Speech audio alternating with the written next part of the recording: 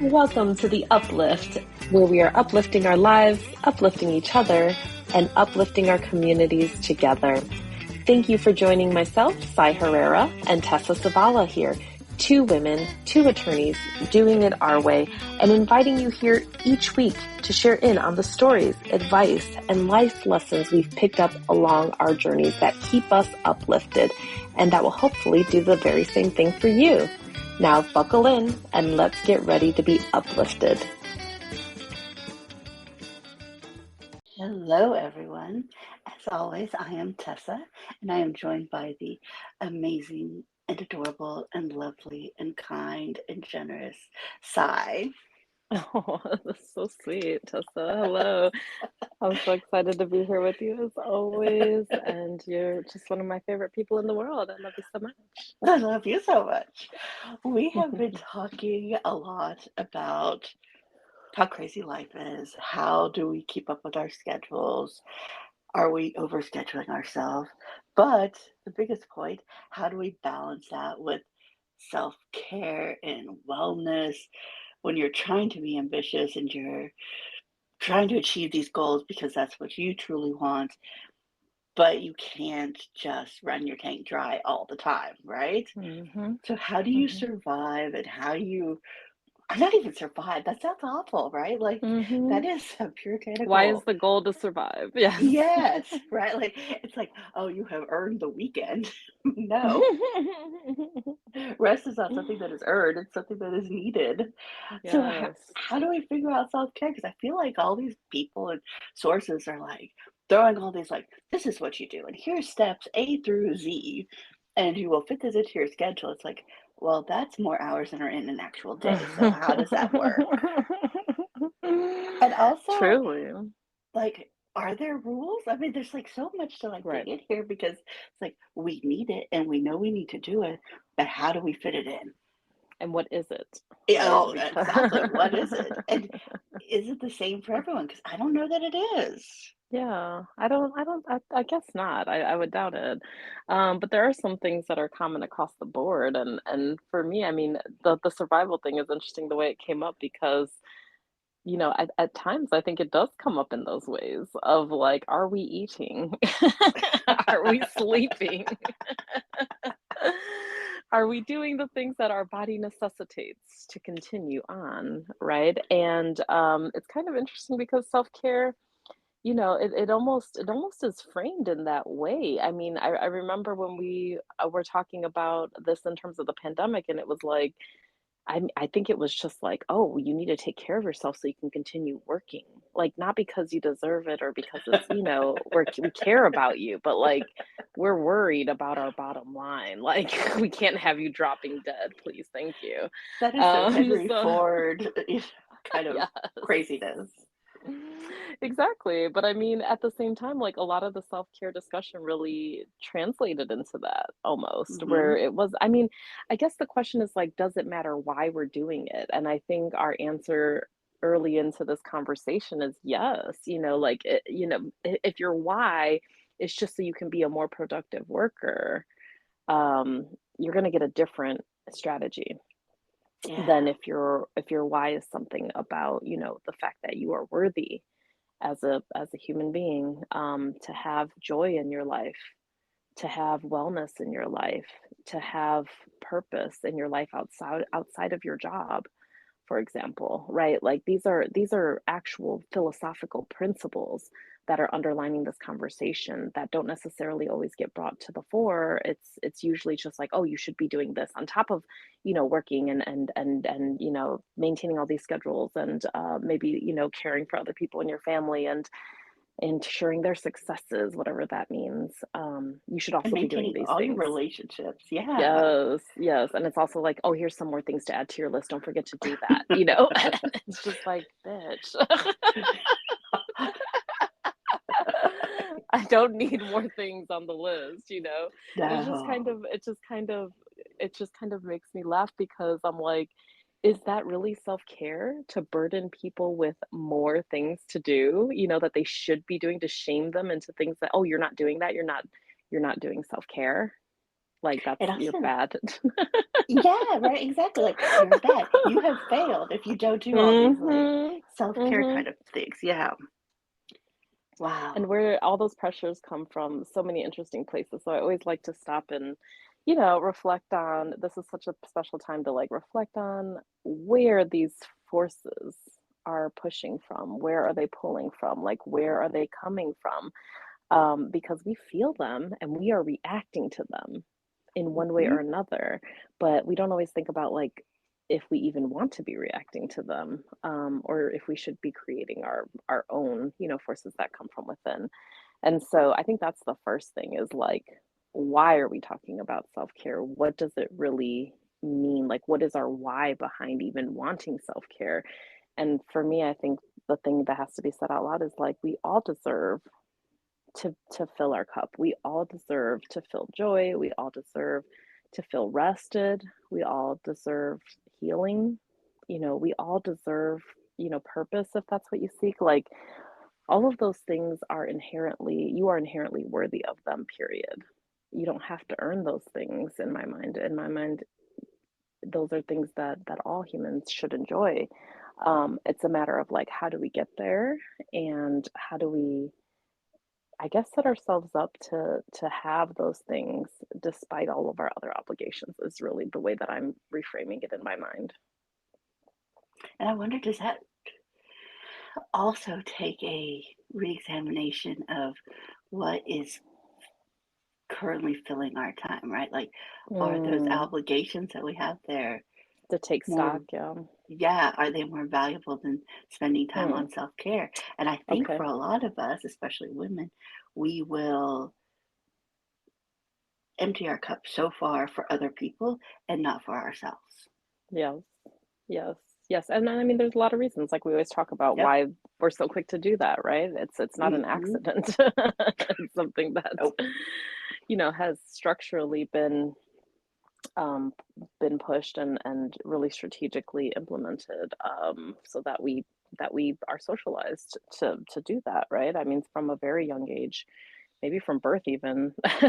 um, and so now, re-examining things is really the first important step because how can we undo our programming if we don't even know that we have programming, right?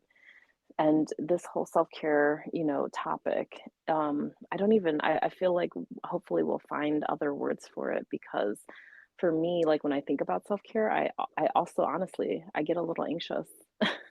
Like I can yeah. feel it a little bit because I feel like, I already feel like I'm failing. I already feel like I should be doing more or like I haven't figured it out, you know, and it makes me feel a little like sad, like, oh, I don't know. I don't exactly know how to do that or do it well or do it regularly. And so and I'm sure there's just I share that because I know there's so many people, having the same struggle and the struggle has been one I mean, for all time, I'm sure, but, in our short, lifetime, and our recent incidences, I feel like COVID has obviously, like, really kind of turned everything on its head for what we knew, right? I mean, I don't know if life was better or worse before COVID, besides all of the ways that it's worse. But, um, you know, we when COVID hit and everyone was isolated, there was a time when people had to like think about self-care in a different way where it was kind of just Hmm. like, oh, like literally your health is going to decline unless you find ways to cope with this thing. And so that's kind of interesting that people were kind of, like confronted with it in such a stark way, in such a universal way too. And that truth And tell now, the mhm. truth existed before too, right? Like Right, your health right, was exactly. going to decline without doing it pre-COVID Yes. as well. Mhm. Yeah, but I mean, I think the universality of COVID just, like, gave us the, like, I don't know, kind of like Permission almost like in a some way. yeah, permission, like, platform, like the shared lived experience that, like, "Oh, everyone has to think about this now, and so we have to talk about it?" And Yep. so I think there was some of that, but not enough, obviously. Obviously, we've had so many crises that have come out on top of the actual crisis of the virus, but now, as we've talked about before, things have been changing. You know, people's expectations have changed. And also, I feel like the conversation around self-care has really changed because back then it was this idea of like, oh, everybody needs this. Let's try to come up with all the things. But like I said, Mhm. as soon as it was like, oh, guess what? We're all going back to work. The expectations, like there was that struggle, right? Between like the old school and the new school way of thinking and like how we need to get back in the office or not. Um, all of that kind of shifted the conversation to where it was like, oh, I feel like it was maybe about being productive versus like actually taking care of yourself.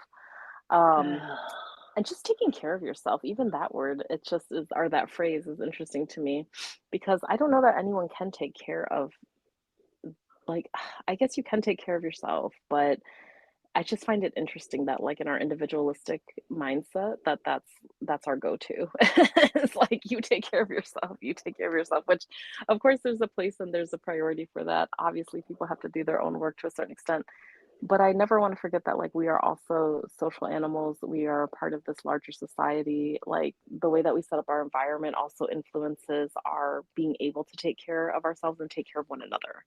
And so it's Mhm. not an uncomplex issue. It's very, intertwined, interlinked, and it's not uncomplicated. So whenever we think about self-care, I think the other thing that is a little problematic for me is that it's almost like a hyper focus on the individual and their Interesting. responsibility. It's your responsibility to get your shit together. So that's, and I mean, like I said, I think that there is a place. Like, I do think that people have a certain responsibility, but at the end of the day, there's also, I like, just for an example, for me, I feel like if you think about circumstances in society around like food, for example, just one little example for me that's easy. If you're working all the time, if you're tired all the time, if you're exhausted and you have to eat, Mhm. your environment kind of shapes some of those choices on what you're going to do. It's just human Mhm. psychology. And that's where I say like the conversation always stops there. It's not that it shouldn't go there. Of course it should. We should all think about the way that we can, do our own work and the way that we can have positive influence on our own wellness, and everyone should do their part so that we can come together collectively. I always say the best thing to bring to any relationship is a whole healed person. Like that's the best thing Absolutely. in my mind. So I'm not saying not that. I'm just saying it's interesting how like self-care is about the individual and it never expands beyond that. We never talk about it in terms of like how do we set up healthy work environments? How do we set up healthy familial Sorry. relationships? Yeah. Yeah. No, so it is hilarious because Mhm. it's Yep. not a thing. It's not a thing that even crosses it's not in the zeitgeist really. It's you as an individual. What are you going to do? And if you're not doing it, you're failing. And I so would I like find that interesting. I would like to think that some parts of our society and community have started to prioritize it more, especially with Mhm. Gen Z, right? And employers, like they've realized, oh, maybe we need to be decent towards our employees if we want to, Yeah. you know, have some. Mhm. But that was probably like a forced economic choice. And I Right. don't know if I really care why they got there, just as long as they No. got there. Well, the only thing that worries me is, like, are they going to stay there? Yeah. If their why is just financial and then the financial or economic winds change, then, you could lose all those gains. It's just like the history of the unions. It's like, Yep. when they were well organized and powerful enough, they were able to force change. They were able to force benefits. They were able to really, I mean, they had to demand and force and fight so hard and sacrifice so much to make it happen. And as soon as they were able to dismantle the power of unions, a lot of that went away. It was, and the why did matter in that regard. And so I'm with you. Like by any means, I would love to have all the things, but also, Yeah. um, the why can determine how it's going to play out in the future too. So that worries me. But I do wish that we would think about just like healthy everything, like healthy individuals, healthy, relationships, healthy work environments, healthy society. Like I wish that Yeah. people would think about this as interconnected and interdependent.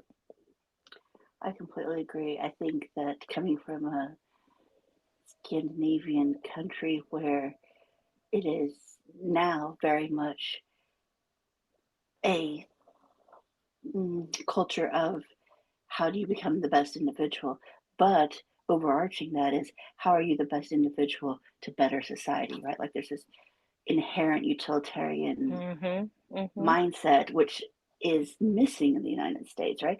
Which, Mhm. different history, the United States is very much about self-determination and all that type of thing, which is great. It's just different. And I don't know that how do we as a country then switch to that utilitarian Mm. mindset so that we all work toward how that sounds so Henry Ford. How do we all support a better society by being Mhm. wholer individuals? Yes, yes, yes, and It's so making that a complicated. priority. Well, I Yeah. mean, the mindset, it's always the mindset first, just like we always talk about. It's mindset first, and that's what's interesting is that in this, in the society currently, of course, we all have like a diverse, array of philosophies and perspectives in this very complex country. We're not a monolith, obviously, but the overarching mainstream, and historical stance has been one of individualism. And I mean, it's Mm. even, gone through phases of like, greed is good type of thing. All of those kind of Oh, my word, philosophical yes. mindsets. I mean, we've gone through our Mhm. phases, we've gone through our eras, right? And I hope that we're, like you said, I see little inklings of a change in that mindset. But I do think it is mindset first because everything Yeah. follows from that mindset, right? And so that's why your philosophies individually are so important. And knowing what your philosophies are really important because if you don't know, people are going to tell you or people Mm. are just going to determine what it is for the country, and policies and all kinds of other things fall out of that, especially when there's an like, some kind of collective like, oh yeah, well we agree, this is who we are, this is what we do, right? Like it's pervasive. It almost like it multiplies, right? Where people are like, yeah, well this, and so that we'll do this policy, and then that reinforces it, and then it goes on and on and on, right? So I do think it really is mindset in a way, and it's just so interesting that a mindset can really change. It could change our lives if we really found a way, to convince more people or to bring more people along to this new mindset. I mean, the first thing too, though, is that, do we even know the difference between unhealthy and unhealthy relationships? It's kind of interesting for me, but it always kind of comes back to that where we don't really know what that is. We don't really know what that looks like. All we know is, goals and hitting those goals type of thing. Like we're just It's so funny you say yeah. that because I was just thinking about how the media tells us what Mhm. self-care is, and it is so, like, Mm. regimented, or it is so, Mhm. Goals. I'm telling um you, daily goals, yeah. weekly goals, monthly goals for your self-care. It's just another list. I Oh can't. my god. Yeah. I can't. And it's I can't have you're another list. right. It's just It funny. it sets you up for almost it sets you up for failure, which Mhm. I guess breeds something else, and is this just, like, consumerism? Because I'm starting to feel Mm. like the more we talk that the Mhm. self-care industry is very Industry. much Yes. driven by consumerism. I mean, I think about that. Yes. Yes. I mean, I don't want to mention the brand name, but several years ago, there was a candle that was scented to replicate the vagina. And I'm not Mhm. going to give credit to the name, but that was part of an industry of, self-care and awareness. And I appreciate that that is their goal, but I also appreciate that that has, for me, served as like the pinnacle of consumerism and self-care. Mm. Yep. Yep. Yep, and then you can talk all about, like, access, and again, it's about like, who's worthy of it? The people who have Yeah, money? Like, it's just so wild to think like, "Okay, well, you don't make enough money, so you don't deserve to feel well." Like, that's just I mean, and we're not even talking about our healthcare system, for God's sake, like no. that Wow. literally monetizes life in these ways and wellness and quality of life, like truly But we are monetizes it talking in that like way. our health because what is Yes, it? 80% of our health is determined by these type of things. And I just absolutely. keep I mean, it's thinking about your social. example Mhm. of food. It's just like, and I am the Mhm. first one to say that I fully support the notion of subsidizing the small American farmer so that food prices are more accessible for everybody. Yeah. But Yeah. that is that is me and Yeah. my choice. Yeah, and Clearly, everyone. there's so much to that. I mean, that Yeah. system, like, and every system that we just mentioned, you could call it like some kind of industrialized, complex system of Hmm. capitalism. Like every part of our wellness has actually been monetized if you think about it. Well, I shouldn't say every part. Well, I'm going back and forth because it has, but it doesn't necessarily mean that we have to buy into it, right? Right. So, like Right. mindfulness and meditation and all of that, absolutely, it's been monetized.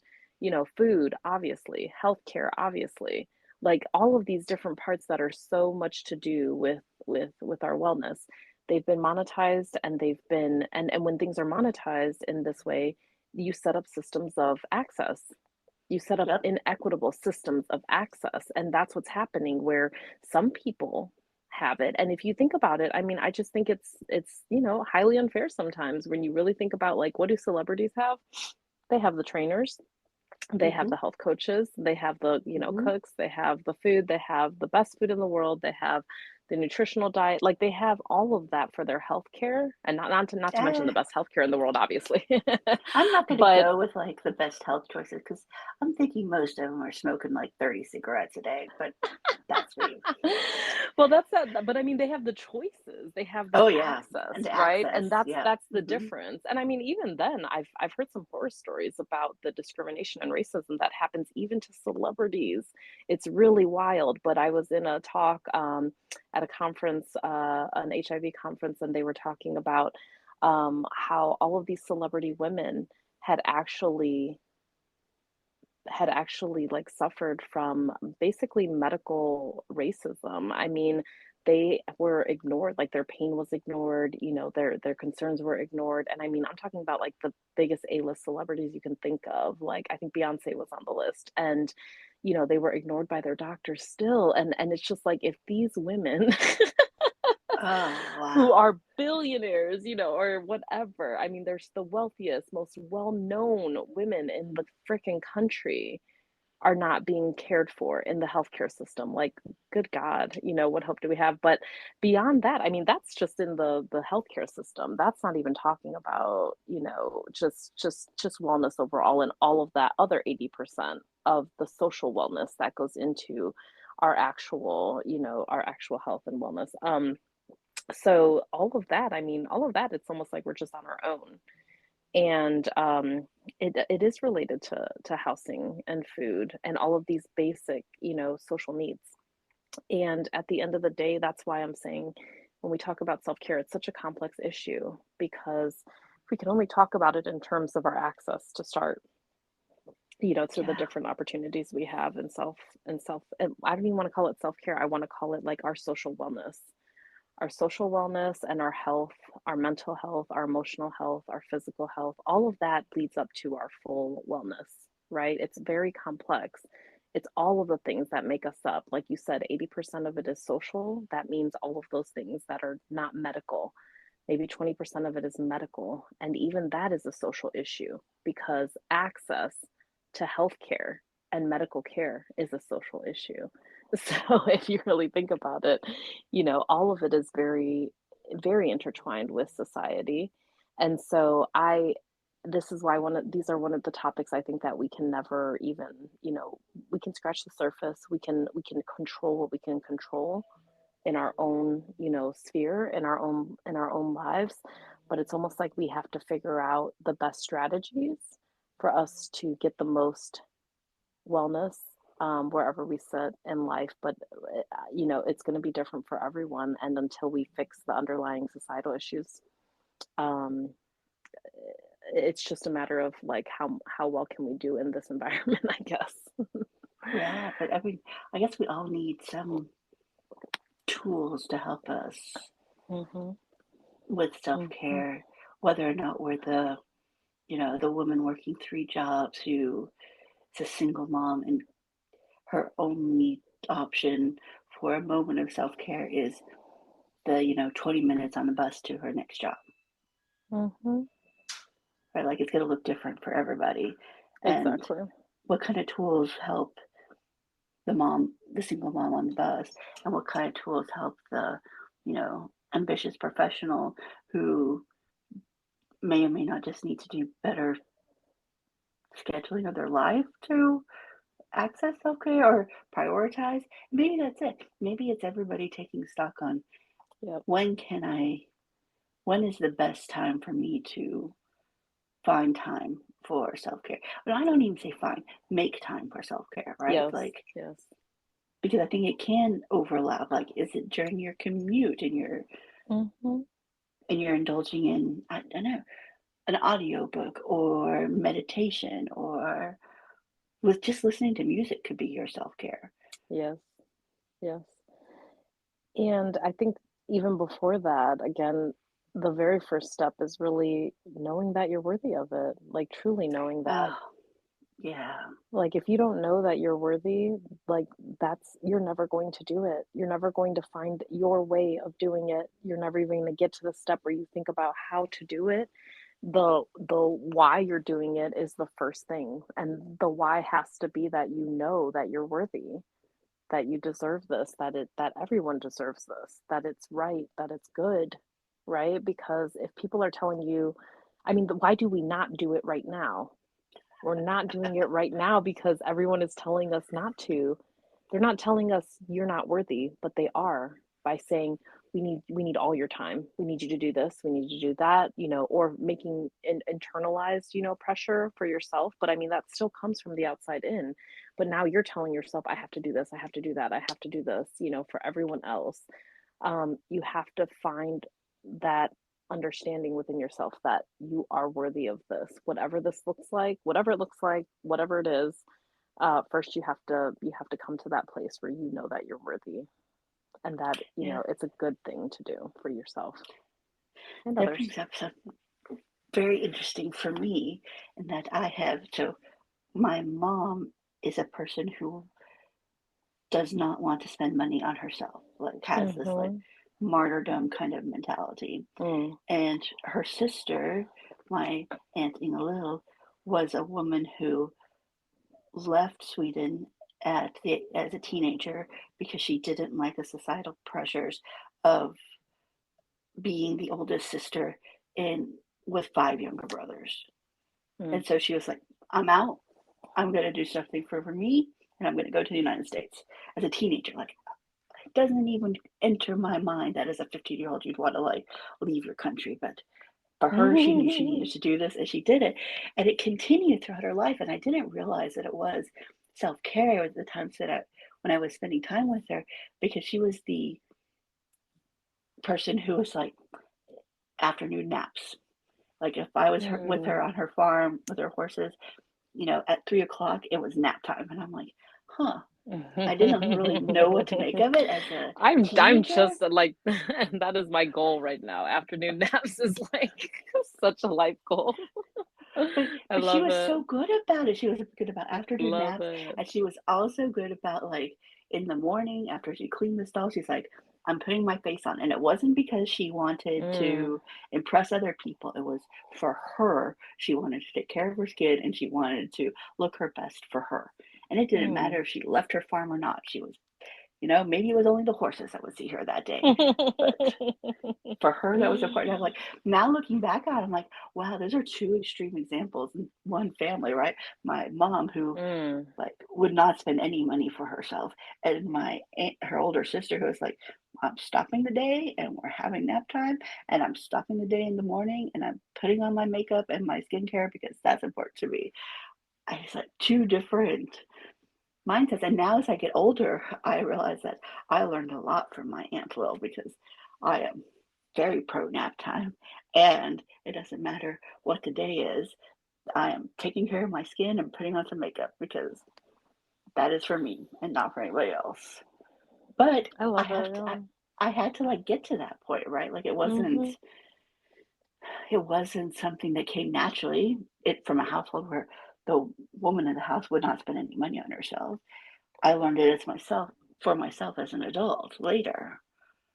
Yeah. And how did you get there? Like, how did you make the leap?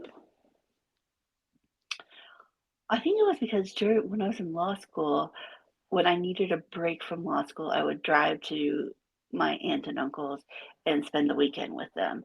And it was Mm. just slowly the reminder of it. And also Mm. having friends who were probably more into like self-care and, well, what some people view as self-care, like manicures and pedicures and facials and all that.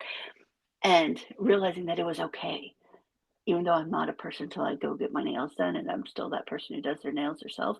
But being surrounded by people who are giving you the example that it's okay to spend time on yourself and it's Mhm. okay to pay attention to your wellness in these ways, I think that helped. Like representation matters. I guess that's what it boils down to. Representation matters. Yeah, absolutely.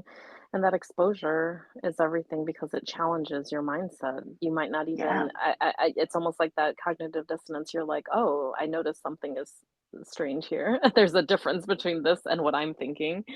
And then it draws your attention to it. And that's one of the biggest and hardest things, that people, I think struggle towards is that you don't know what you don't know until you do. And then when you do, it's the choices you make after that of like, what are you going to do with this new information, with this new exposure, with this new example? And people compare themselves all the time. But a lot of times I think the messaging is just so strong and so deep and so complex that, psychologically it's easy to kind of have a bias towards what we know, the familiarity, and to reject everything else actually, right? Like that's the Oh usual yeah. of like, this is me, this is good, that is weird and different, and I don't know why you do that.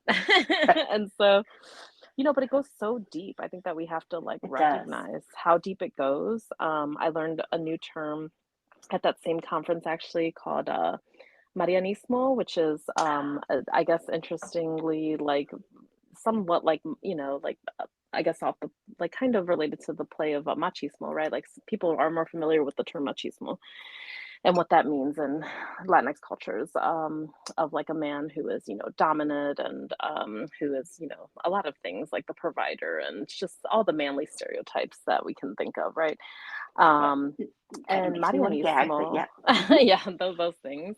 And Marianismo is really interesting because I mean I'm just starting to learn about it, but it's this understanding that there's a long history that dates back, pre-colonization, but that colonization brought it to Latinx cultures now that exist with the Spanish arrivals, and basically it's the understanding that women have been since since way back then, right?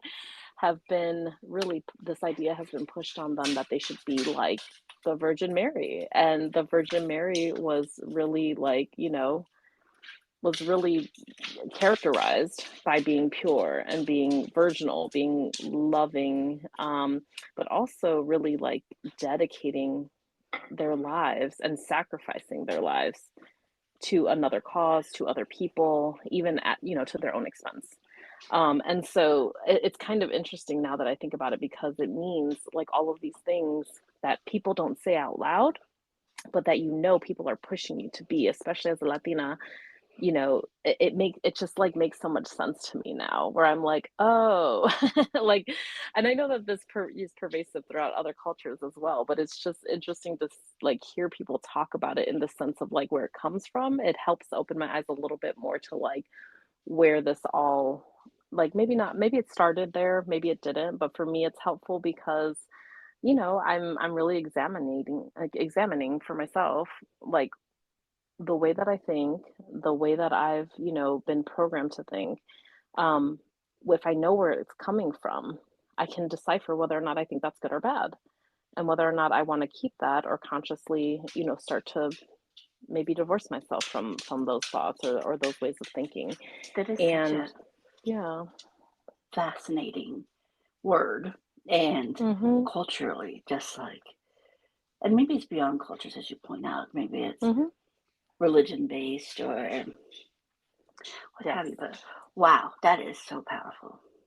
Yeah, I think so, and it's yeah, it just reminds me because we've done this over and over again, but it reminds me that, like, really reflecting on and challenging, our current mindset, like, that is where Hmm. growth is. That is where it really lives. That's where you find out who you really are because if you're operating from somebody else's playbook, that's not really you. That's not So it's true. not really you. It's just you doing what you think you're supposed to do, right?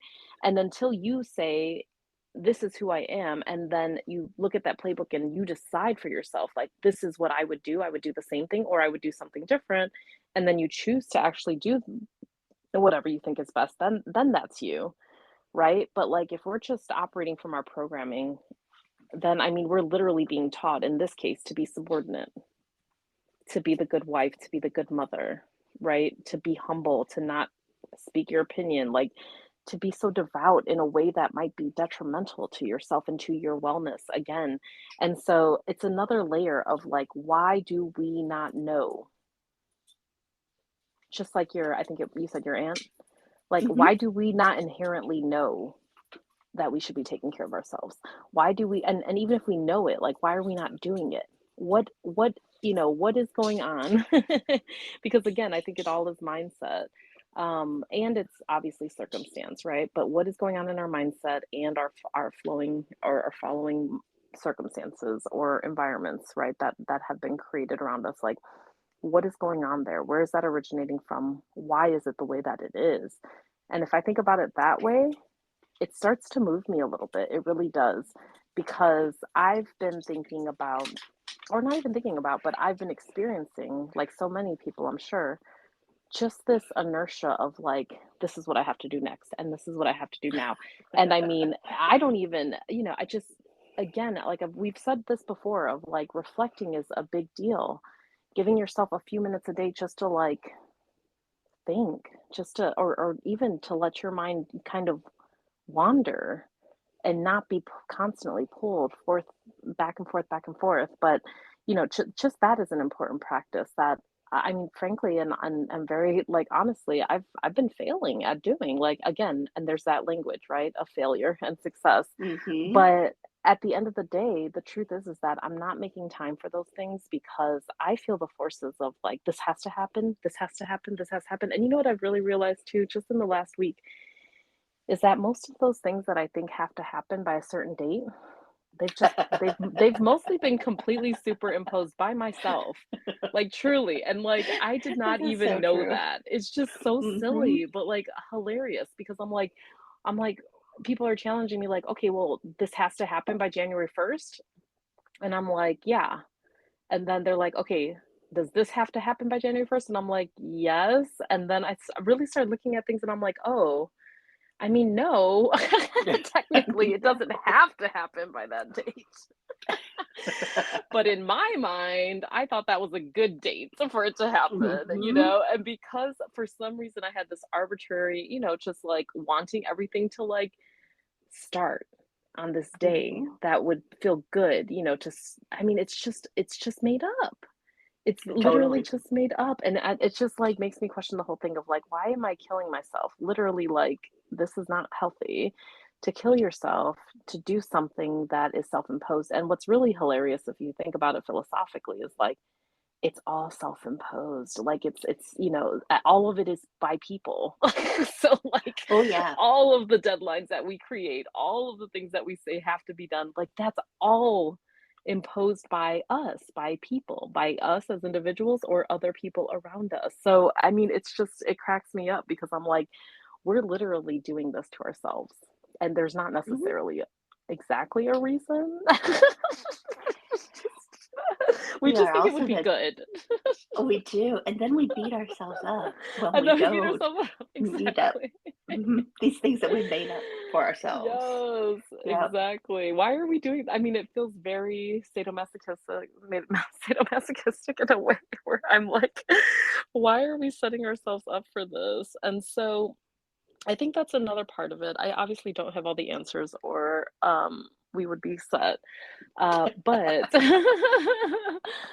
but I'm trying to literally work my way through it because if we don't stop and think about this question, again, first of all, we don't know that we're worthy, right? Like we don't even think about it as a priority. And then we don't think about how to do it, and we don't think about the systems that exist and how we could actually change them for the betterment of our health and wellness and the people around us, frankly. Because if we're all holding ourselves to something that doesn't even need to happen, we're doing it to everyone around us too. And at the end of the day, we need to decide, where does it make sense to draw the line? How can we prioritize everyone's health and wellness over, you know, kind of these superficial deadlines, these superficial goalposts, and those goalposts always move, don't they? Like once you get to that Oh one, yeah. there's the next one, right? And I'm not saying that we shouldn't be ambitious. Look, this is why I'm here. I'm thinking that, ambition has turned into an endless chase for Mhm. fulfillment that Mhm. at a deeper level, I just think we're not going to find it there. That's Yeah. just where I am today, where I'm like, I love my work actually. I'm so excited about it, and I think that's why I get caught up in it because frankly, I mean, there's some psychology going on there where it's like it feels good. It feels good to Oh yeah. accomplish things. It feels good to get farther. It Absolutely. feels good to get stuff done. It feels great actually. I love it. And we shouldn't But have to apologize for being no, ambitious or not at all. overachievers, especially if that's No. truly who we are and that's what we like to do. Yeah, and even overachievement cracks me up because like people have called me an overachiever for a long time and I'm like, is this a bad thing? Like I just find it It funny. Like is not. did anyone call Albert Einstein an overachiever? Or Of not that I'm course not. comparing myself, but I'm like the most accomplished people in the world. People don't look at them and be like, "Oh, well, you're an overachiever." Like they say, "Wow, look at what you were able to do," and that's it. And so I find it That's so funny in that fascinating way. that you have taken on this kind of like negative connotation from Mhm. outside forces for overachieving. I know. Whereas I'm like, yep, I'm an overachiever. Sign me up for Overachiever Anonymous. I am fully aware that I am, and I love it I love because that it you works love it. for I me. need to be there. I need to get there. But I'm not there because I think when people use it for like I think when people have said it about me, it's always like in relation to other people. Like if you're Yeah. overachieving, then it's like there's a certain level of expectation of achievement and you're overachieving. And don't get me wrong, like I think people are using it to try to compliment me. I don't even think that they mean it in a negative way. That's just my stuff. Like I'm taking it as like, oh, like I'm just doing too much kind of thing. But yeah, you're right. It's all about how you see things too. And I think at the end of the day, like it's all relative, first of all, right? Like even that word is relative to other people. But at the end of the day, just like with self-care and everything else, it doesn't really matter what other people are doing. Even Absolutely. even in life, like I mean, I'm not comparing myself to anybody because no one has lived my life and nobody is me. And so how can I really compare myself to anybody else, right? All I know is what I want and do I know that? All I know is But that's what I'm trying to figure out, where I'm trying to and we go. should figure it out, right? Like it should be a Yeah. work in progress that involves Mhm. adapting and changing Mhm. our minds and changing our visions and moving forward. Just like I saw a woman who won a Latin Grammy who started her musical career at 90 and she is now 95. Wow. I'm like, right? Like Amazing. it's so amazing. It makes you realize that you should continuously evolve, continuously adapt, and what you want out of life is allowed to change. Yes, and it will change. I mean, I think that we should just normalize that. Like, just Yeah. it's gonna change. It's like when you're going through puberty. People aren't like, "Oh, you're gonna stay the same." And I can't. I'm gonna shame. Well, some people do shame you for changing, but Y- they shouldn't because it's a completely natural, right? And it's Yeah, completely natural for you to have different stages and eras throughout life and to struggle through absolutely. them. And I mean, that's just constant growth. I mean, the one thing I love, like I see, like I don't even think about it as again, like overachieving to me isn't like a word that um that I relate to, but like I relate to like these words that are like, a lifelong learner, or just like someone who is always growing, somebody who is always looking for the next thing, is always like pushing forward. And so I like that. But what I realize is that if you have no limits, then you forget about being like you're also a human being. And so you Yeah. have to take that into account. And I know that like so many people struggle with putting themselves, prioritizing themselves. And I'm gonna just say that, I want this for everyone, not because I want you to be like a better worker or be more productive or to like help other people more, right? But because we deserve it and because Yes. we're just human beings who are, entitled to and deserve to have some peace in our hearts and in our minds and to have some joy in life. Hard stop. There's no like apologies for that. There's no explanation for that. We just all deserve that, right? We all deserve to have, some love and comfort, like whatever your life is looking like, whatever life experience you're having right now. Even if your day is 98% ridiculously hard, you know, maybe 2% of that is just you. I mean, sometimes my most peaceful time of the day is in the shower. I'm just like, yes, I am Hmm. here in the shower with no distractions, without an Yep. electronic computer in my hand, without anybody talking to me, asking me for anything, without anyone else in my head, where I can just hear myself, and that says a lot, and that's It my does. example. But that's my point, is that, you know what? Sometimes you have to take the joy wherever you can get it. Sometimes you take the peace wherever you can get it, and maybe you add to it a little bit. Like maybe that's a very practical step of like, well, instead of a 5-minute shower, maybe you take a 10-minute shower. I don't know, like whatever you have to do. I mean, it's funny you were talking about the bus. I remember when I lived in Chicago, I used to love riding the train because it gave me this moment to like read, just read Yep. something that I love to read, like something that wasn't a freaking law book, for God's sake, like it's Yep. something that was something for me. And I didn't read my emails. I just didn't like you can fill up your life, especially today. You could fill up every freaking minute with work or work like things, Yep. especially with this computer, this handheld computer that we're holding and carrying around and putting under our pillows. And like literally, we're attached to this thing, right? Yep. Oh my gosh. And so one time I joked and I said, like, I feel like I have like a ball and a chain, and like I pointed to my laptop, like that's the ball, and this little phone is my chain. Like, because See, I'm like, it's always there, and it's just always I'm carrying it around willingly. I find my phone to also be though, or I have made my phone also an Hmm. avenue for Yes, self-care. Whether there you it's go. not, I want to spend 10 minutes going through my Instagram feed, which is very well curated to remove anything that causes me stress. Mm, Like it is mhm. only about things that bring me joy. And if somebody I follow posts something that I am like, this is way too stressful, I will unfollow that thing in a heartbeat because I'm like, nope, this is all about joy all the time. But one way that I have adapted, and it took me a long time to get there, I've always been an avid reader. And when I was starting out on my own for my own business, I read so many books that related to how do you become a better business person? How do you grow your business? What do you need to do about marketing? What do you need to do about this? What do I need to know now about politics?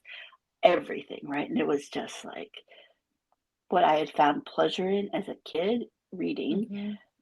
became work. Mhm. Mhm. And Exactly. That's what's then happening. I read something, and I want to say it was from Adam Grant, the brilliant Wharton Mm, professor, that was like, best way to be the best, your best self, to achieve the most is to be your best self. And I'm like, huh. And then for mhm. his Mhm. point being, engage in the things that bring you pleasure because that makes you your best self. It's not Yes. about knowing the most about, whatever your field is. It's about being the best person so that when you're in your moment, you are totally in that moment. Yes. And Yes. so I Yes. started reading for pleasure. and I use my phone for Mm. it, and it is the best thing. It feels so childlike, and I'm like, you know what? Maybe that's a good rule. What brought you pleasure when Yes, you were I a think kid? so. Yep. Was it art? Was it music? Was it reading? Was it Yes. hanging out with Go your back. friends? Was it sports? Yes. And just go do Whatever it it. was, go do it. Hmm. Find a way to incorporate, not even just do it, but incorporate it into your, I would say, daily life, but I mean, just Yeah. incorporate it into your life again. Like, just make it a priority to put that in your life, because if you have it in your life, I mean, it becomes like, again, it's not like, "Oh, add this thing to your list that you have to do now." Now you have to, No. moisturize 3 times a day or whatever it is. Like, no, like, if that doesn't, I think that's the thing, is like people are trying to push their, joy, or Hmm. their wellness regimen onto other people when it's a highly personalized thing. It's just literally Absolutely. like what your joy is not mine, and what mine is not yours. Like, it's just everyone everyone cultivates joy from different things, and it's like knowing thyself is really still like such an important, tenement to explore, because once you really know yourself better than anyone in the world. So also don't get it twisted. Like, people will Yep. often tell you what to do. They will give you all the unsolicited advice, as we always talk about. And Ugh, usually it's useless. It's completely totally. useless, because what they're doing is telling you what works for them. Mhm. And they're And trying to be helpful, so not to be, harsh on them, but it's just not helpful. but we're so preconditioned to thinking that people who appear to Mhm. know more, or Mhm. people who are older, or people who are in more quote unquote powerful positions have this wisdom that they can impart on us. And there is Mhm. wisdom out there, and I don't think it should be ignored, but most of the time the advice is exactly what you said. It's what worked for them. Exactly, exactly, which, that is very helpful. Sometimes it's helpful, Hmm. and sometimes it does work for you too. But at the end of the day, I love this exercise so much, because we talk about reflecting, and we can reflect on things today, but going back and thinking about what really did it for you when you were young, it's like when if you had the opportunity to find pleasure in your young age, like, Yeah. it becomes like the most pure thing. I don't even know if I should use the word pure, but it's just like it's a very honest thing where it's, this was just you before the world told you who you should be, or before you started to Exactly. necessarily conform to like what, image you're trying to build for the world for them to see about you. It was just you. It was just Yeah. you, hopefully. You had that opportunity in your youth to just be you, just to be a child, and just to, like, authentically explore the world and find joy, and so if you can think back on that moment, or think back on those times when you were really happy as a kid, like, what were you doing? Even if it was, it could be people that you wanna spend more time with. I mean, I remember doing a little bit of this one day where I looked back and I thought, "Who are my friends?" I really Aw. had to think about that, because I'm like, I have friends, I have people I hang out with, but I'm like, who in my life, like, who did I just like love talking to? You know what I mean? Like, who did I just Yeah. like have the best time with? And it's like, even though I've moved a lot and I don't have all of my people in one place, obviously, I actually had to take stock about that, and like reevaluate where I was spending my time in relationships, because I was giving all my time to the people who were like physically, like literally proximity, like just in proximity Yeah. with me, when Mhm. I was like, actually, here are some people who are very important to me that I love deeply and that bring me a lot of joy to talk to. And I just started making time for them. Like, I'm going to talk to them at least once a week on the phone, like an hour, Oh, I love this. and it really did change my life, actually. Not And when I say change my life, I mean it changed my spirit.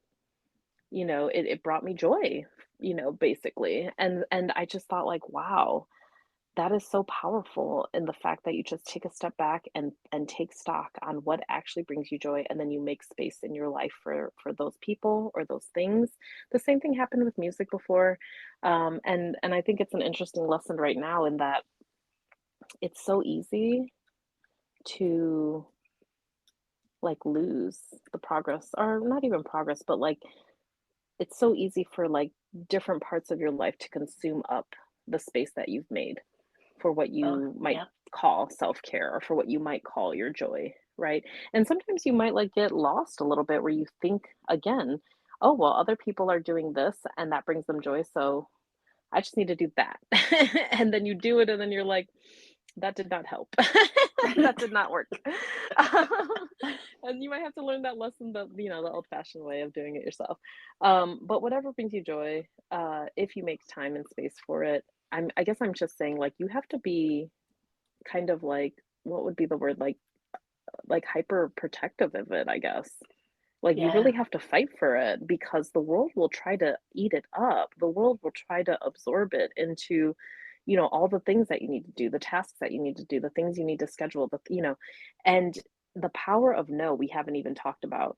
But the power of no, I think is something that will really change things because when we say yes to everything, and I know how hard it is, so I'm just, I'm putting it out there.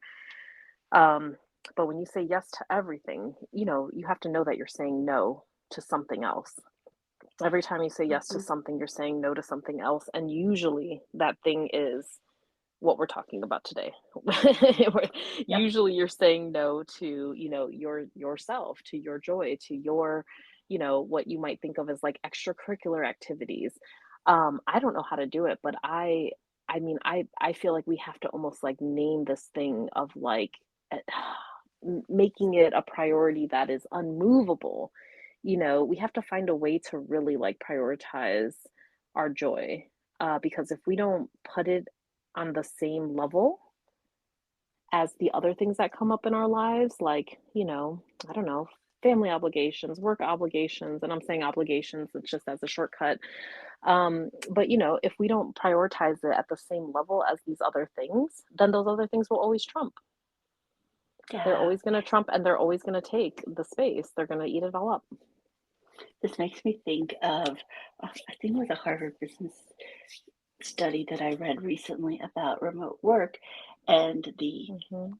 conflicting views of some, I want to call them old school employers, are like, you Mhm. must be in the office. You must attend these individualized social group meetings. You must also socialize Social with group. these workers afterward. And what the employees were telling the researchers was the things that we don't like is our wasted time and commutes. We don't like Mhm. meetings that mean nothing, and we don't Yes. like attending wasteful happy hours or other employee meetings because after hours, because we don't care enough. And we don't believe in the notion that we have to be friends with all our coworkers. They are our Right. coworkers, they can be our colleagues, but they do not need to be our best friends. And that conflicting view of what these Mm. old school employers think is what needs to The happen. philosophy. Yeah. Yep. Versus Again, what mindset. people actually want nowadays, totally Mhm. different. And I think we have to apply Yes. that to all our jobs too, right? Like the things Yes. that occur and people think need to happen for your job to for you to be successful may not actually need to occur. And that's a big thing to Exactly. realize. And then you have to say no, and we are Yep. super conditioned to be conflict avoidant. We are Yep. so conditioned to be conflict avoidant. We are conditioned to be collaborative, to be societally, I mean, just almost like the same, like we homogenous even. It's like there's this always this push for there to be no conflict, for there to be less friction, right? There's always that. There's always those forces for that. So it's really fascinating that you're saying this in the workplace because there's obviously a friction there, but how we deal with it is difficult because now you're talking about a group dynamic. It's not even a Oh one-on-one yeah. situation, right? And when you talk about it in a group dynamic, there's all kinds of hierarchical stuff that goes into there as well, and there's a power struggle as well.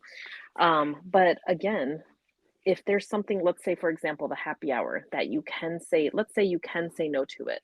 The company might set it up. The company might And say, you "We'd should love be to able to see say you no to it. there." And you should be able to say to no to it. That's why I'm using that example. But it's like, they might be like, "Oh, we'd love to see you there." And you might feel the pressure of like, "Oh, if I don't show up, then, Becky's going to get that promotion or something." I don't know what people, think. But Right. at the end of the day, I mean, there are pressures, right? There's pressures that you're Yep. going to miss out on something, that you're going to lose opportunities, blah, blah, blah. Like, and at the end of the day, like, that's why I'm saying, like, it's not easy. It's not easy. It's not. There aren't easy choices. And so how do we normalize making our joy because I'm not, I'm like, I want to get so past self-care. Like I want to prioritize our wellness and our joy, like it's not even Yeah. about self-care. Like self-care should be a given.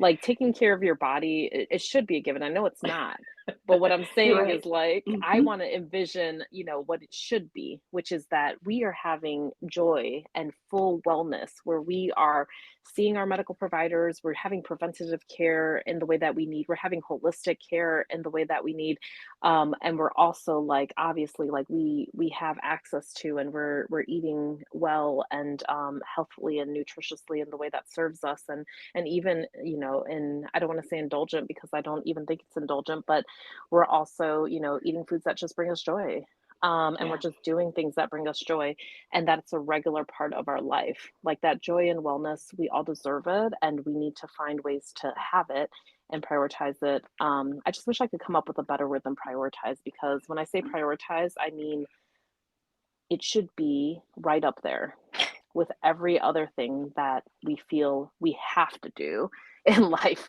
that we feel like is just, like a given. Like, well, obviously I'm going to put in, this many hours at work, or obviously I'm going to like give it my all for this. How do we actually put ourselves and our joy and our wellness on that level? That's the part that I think the how is a question that we've been exploring throughout this call, throughout this talk. But when we get to the place where we can say, no, that's just what I do on Sundays. Yeah. I can't meet on Sunday. That's not going to happen. I don't even say sorry anymore.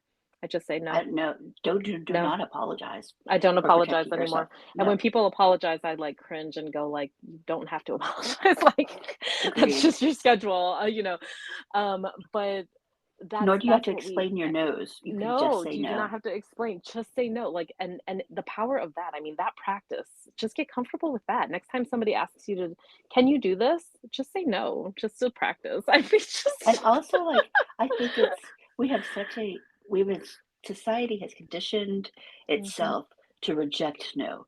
And I think that is Yes. so wrong, right? Like, Yes. there's a community problem with us not accepting people's no's. Right. And I like But to think that why? Yeah, but if what if you we do just this?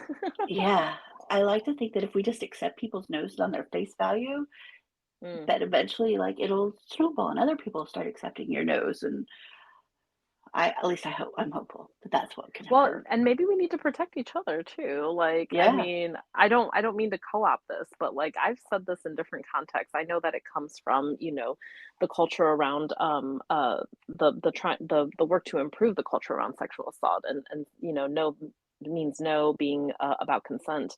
But I've been using this in other parts of my life actually, because people question me, when Yep. I'm like, no. And like I said, I don't apologize, so I'm just like, "No, I'm not gonna do that." Mhm. And then they'll be like, "But why? This and that." And I'm just like, "No means no." I'm not Exactly. I'm not going to do it. So, like, consent-based everything, right? Like, Yes. consent should not even start and end at your bodily autonomy, but obviously, like, consent-based everything. Like, this is just a huge Yes. tenement of healthy relationships throughout Yes. everything. And so consent-based everything, and I just want everyone to understand that, like, you do not have to consent. It's just like your body. You don't have to consent to somebody touching your body. You don't Yeah. have to consent to somebody touching your calendar. Exactly. You don't have to consent to somebody consuming your mind. You Yep. don't have to. You can just say no. And I know it's not, I'm simplifying obviously, but it is very much like a skill set of becoming unapologetic. It really is. Like that's such a huge part of the psychology behind it, because if you feel like every time you say no, it's because you have to say no, and that's the only way you're allowed to say no is if you have to say no, Ugh. that's an issue. That's actually a huge issue. That's a little bit of that Marianismo like situation again, where you should be humble and submissive, and you should only be saying no if you absolutely have to because of something, and then you're explaining why. You're by explaining, you're literally telling someone else that like The only way I'm allowed to say no is if I have a good excuse, right? And whoever decides what the good excuse is, what's good enough, is the other person. Like, you're giving them all of that power. We just have to stop this. We have to stop this. We have to see it for what it is, and we have to understand that, like, we are grown human beings with our own priorities in life, with our own values. That's I think that's where I'm trying to get to, is values. We should value whatever we value the most, but our joy and wellness should be right up there with all the rest of the things that we value in life. I think that's where we need to get, and everything should be operating according to those values. And I just don't think it should be below anything else. If anything, it should be on the same level as other things, and maybe even above it, because you can't do any of that other shit unless you value your joy and wellness. Yep. I mean, I don't think you can be your best self for you, your best self for your family, your best self for your career, your Hmm. best self for the world without it. Yes. Yes, and this is just a reminder. I feel like we've talked about this in different places over and over again, and I think we have to keep talking about it over and Yeah. over again as a reminder. And I will never tire of this, because we can always push farther, and we can get to, we can keep pushing towards, just more and more fulfillment, more and more joy, more and more wellness. Like, I think that's an ever giving well, that we can just keep pulling from. And I like to think a lot of us, when we were kids, were much better at saying no, Hmm. finding Oh, yeah. joy, and being our true Yep. selves until society Agreed. effed it all up for us, or our families effed it all up for us, right? And we then, as Yes. adults, had to fight our way out of all those like layers of, I don't know if I want to call them oppression or rules or judgments, I but think they're traps, honestly. I think they're traps. I really do. I feel like we've been trapped in a lot of these things. I really do. I think that we've been tricked, bamboozled, trapped in a lot of these things. Because if you really knew what this was going to do to your mental, emotional wellness mm-hmm, or physical wellness, oh man, mm-hmm, there actually show studies that show that Marianismo actually has, physical implications of and detriments on the physical body. And that's not the only one. And that's why you talked about that 80% of social determinants of health.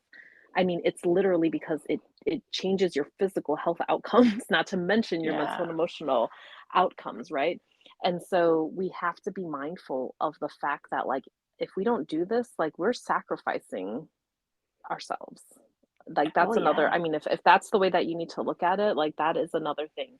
Obviously, we're talking about how we're all worthy of this. We all deserve this. And if you need to, you can go to that place too and understand that, not doing it is not a good decision, because it will have impacts on your health, your mind, your physical and emotional well-being. Like, it literally has health implications. And so, if nothing else, put your health first, period. We want to absolutely. be healthy. I read this week that there's a new medical journal article about a study of people who are in true flexible remote work, and those Hmm. people, their heart health Mm. increased. Like their heart healed Wow. itself from all the stress of Wow. going to the office and being around Girl. What? people who are just like, What? overbearing, or in meetings that were a waste of time, or whatever it might be. Like all of the bad things that can occur in a work environment. Yes, true Interesting. flexible work had actually healed people's hearts, That is like physically healed their fascinating. hearts. Isn't So it though? fascinating. But see, the power of creativity, the power of, understanding, what really changes our lives, like, just a recognition of our humanity is so Yeah. powerful. And we do everything in the world to ignore it, to ignore our natural instincts, to ignore Mhm. who we want to be. I seen some random corny saying the other day that was like, "Never quit your daydream." And I'm sure I've read that before, but I just stared at it for a while like, what is my daydream? Like, do I even make time to daydream anymore, you Oh, know? oh, that breaks my heart. Oh, I know. It is tragic, but that's my point, is like, this this mentality is a little tragic, right? Like, the Yeah. mentality we've been forced to take on is very tragic, actually, because it's telling us to deny ourselves. That's at the end of the day, that's what it is. It's denying your individuality, ironically. The individualistic society is telling you, deny your individuality, just, get in here and do this work, and forget about everything else, including, like, literally your physical being, which I just find so really fascinating because it's actually counterproductive, and it is the same for mental health, and it's the same for emotional health. If somebody is, like, literally, just, like, broken down by their mental health conditions, they're not gonna be productive either, which I know is, like I said, is not the goal.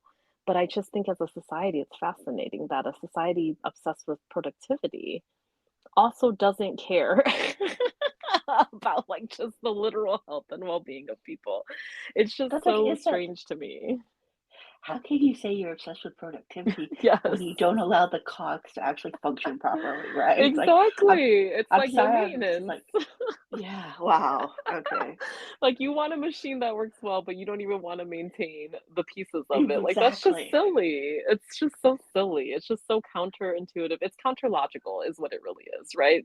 And And it goes so against, like, all the data that says, when you have yes.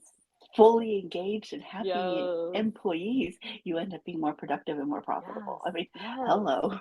Exactly, 100%. And so my point is not that we should be doing this for employers or for productivity or for capitalism, but that it all aligns actually, which makes even Exactly. more sense, right? Where Yeah, it's like we have no friction. Why should we be fighting each other on this? We shouldn't. We should be working together for us all to get to our higher selves.